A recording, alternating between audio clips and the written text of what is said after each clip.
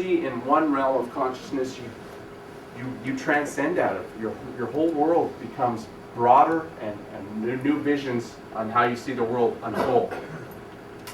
So here in the lower realm here, a person of lower realm of consciousness would see the world as something, as a mystery in which they have no control. Now as they gain greater perception, the world becomes a problem in which they can cope with. Moving up, then they see the world as a project in which they can participate.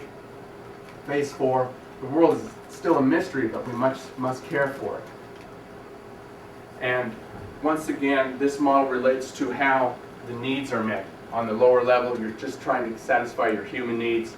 On this level, where you see the world as a mystery, which you have no control, you want to seek that physical need for just food and water. As you move up into phase 2, you want to achieve your social needs and your personal needs, etc. And as you move in this phase here, this is the way that the individual sees their self in the world. They see their self in the lower phase here as a hostile world. Moving up, they see themselves in the world.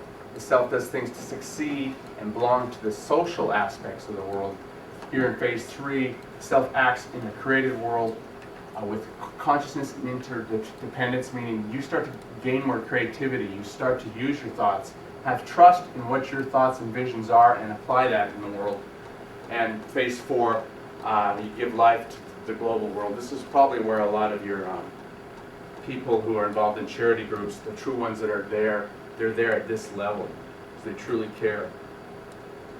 Once again, this model talks about, say if somebody here in the lowest levels of consciousness, I don't know, maybe something horrible happened in their childhood or something that really tainted their views.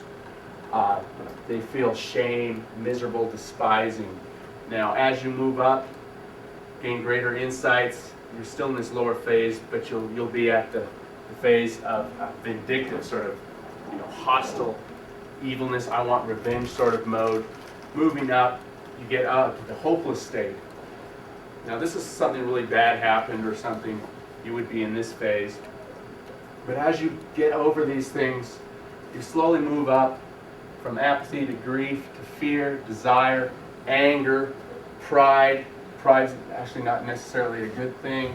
But here then you get up to these higher phases, these true, more broadened, more rational perception states of consciousness with the way you view the world, where you have gained courage, neutrality, willingness, acceptance, reason.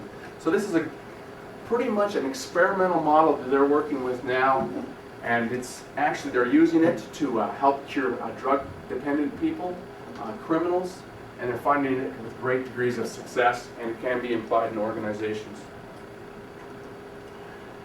So I'll just kind of round it out here in the next kind of couple minutes, back to sort of more grounded approach to leadership, moving away from transformational leadership.